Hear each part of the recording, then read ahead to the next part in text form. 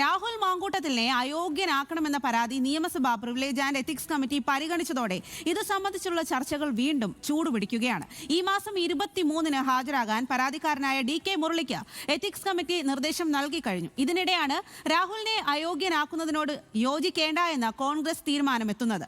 തെരഞ്ഞെടുക്കപ്പെട്ട MLA-യെ ethics committee അയോഗ്യനാക്കുന്നത് തെറ്റായ കീഴ്വഴക്കം സൃഷ്ടിക്കും എന്നാണ് കോൺഗ്രസിന്റെ നിലപാട്. UDF പാർലമെന്ററി പാർട്ടിയിൽ ഘടകകക്ഷികൾക്കും ഇതേ നിലപാട് തന്നെയാണ്. എന്നാൽ രാഹുലിനെ പുറത്താക്കിയ നടപടി തുടരുകയും ചെയ്യും. ഈ സാഹചര്യത്തിൽ കേസിൽപ്പെട്ട MLA-മാരെ അയോഗ്യനാക്കേണ്ട എന്ന കോൺഗ്രസ് നിലപാട് ശരിയോ എന്നാണ് ഇന്ന് നമ്മൾ വീണ്ടും അന്വേഷിക്കാൻ പോകുന്നത്. എന്താണ് ഇക്കാര്യത്തിൽ ജനങ്ങൾക്ക് പറയാനുള്ളത് എന്ന് നോക്കാം. ഹാൻസ് ജോൺ കുറച്ച് ആളുകളോട് ചോദിച്ചിട്ടുണ്ട്. എന്താണ് അവർ പറയുന്നത് എന്ന് കേൾക്കാം. രാഹുൽ മാങ്കൂട്ടത്തിൽ MLA നിയമസഭയിൽ നിന്ന് പുറത്താക്കാനുള്ള പരാതി എത്തിക്സ് കമ്മിറ്റിയുടെ പരിഗണനയിലാണ്.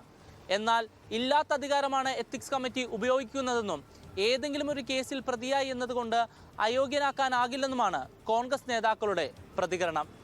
അയോഗ്യനാക്കാനുള്ള നീക്കത്തിൽ രാഹുൽ മാങ്കൂട്ടത്തിലിനെ കോൺഗ്രസ് പിന്തുണയ്ക്കുന്നത് ശരിയോ? നമുക്ക് തലസ്ഥാനത്തെ ജനങ്ങളോട് തന്നെ ചോദിക്കാം. അവരെ പാർട്ടിയുടെ അതല്ലേ നിലപാടല്ലേ, അത് പിന്തുണയ്ക്കും, സർവ്വസാധാരണമാണ്. അപ്പം LDF ആയിരുന്നു ശരി തന്നെയാണ്. അത് അന്വേഷണം സത്യാവസ്ഥ തെളിയുന്നതിനും വരെ മാറ്റി കരുതട്ടെ. മേ ബി പല കാര്യങ്ങളും അനലൈസ് ചെയ്ത് നോക്കിയിട്ടായിരിക്കും കോൺഗ്രസ് പാർട്ടി ഈ തീരുമാനത്തിലെത്തിയത്. അപ്പം ഇനി കേസ് നടക്കുകയാണല്ലോ, കേസിൽ രാഹുൽ മാങ്കൂട്ടത്തിൽ കുറ്റക്കാരനാണ് എന്ന് തെളിയുകയാണെങ്കിൽ പുറത്താക്കട്ടെ, അല്ലാത്ത പക്ഷം പാർട്ടിയിൽ തുടരുന്നതായിരിക്കും നല്ലതെന്ന് എനിക്ക് തോന്നുന്നു. നല്ലൊരു മനുഷ്യനാണ് ആള്. പിന്നെ പെണ്ണുങ്ങൾ ഓരോന്നും പറഞ്ഞൊക്കെ കേസുകളാക്കി കൊണ്ട് വിടുന്നതേ ഉള്ളൂ. എൻ്റെ പ്രത്യേക നല്ലൊരു സ്റ്റാൻഡേർഡുള്ള പയ്യനാണ്. അവൻ്റെ ഭാവിയിലായി കളയുകയാണ് ചെയ്യുന്നത് ആൾക്കാർ. പല സ്ത്രീകളോട് പോയിട്ടുണ്ടെങ്കിൽ ബലമായിട്ടല്ലെന്നാണ് ഞാൻ ചോദിക്കുന്നത്. അവനെ പെണ്ണുങ്ങൾക്ക് ഇഷ്ടമായിരിക്കും, അവനും ഇഷ്ടമാണ്, അവൻ പോയി.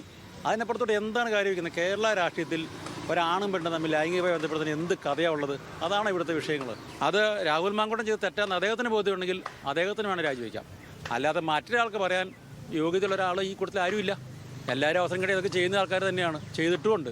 പിന്നെ ഒരു തെറ്റുകാരനാണെന്നുണ്ടെങ്കിൽ പുറത്താക്കുന്നതിൽ ശരിയാണ്, പുറത്താക്കിയത് ശരിയാണെന്നാണ് പറയുന്നത്. അല്ലാതെ രാഹുൽ മാങ്കൂട്ടം തെറ്റ് ചെയ്തിട്ടുണ്ടെങ്കിൽ ഏതൊരു കാരണവശാലും അതിനോട് നമുക്ക് അനുകൂലിക്കാൻ പറ്റില്ല. തെറ്റുണ്ട്, അയാളുടെ എന്തോ ഉണ്ട്, ഉള്ളതുകൊണ്ടാണ് പാർട്ടി പുറത്താക്കിയത്. തെറ്റാണ്, ഏതായാലും ശിക്ഷിക്കണം. കാരണം എന്ത് ചെയ്താലും അവന് ഒരു ലൈംഗിക ഇതിനെ ലംഘിച്ചത്.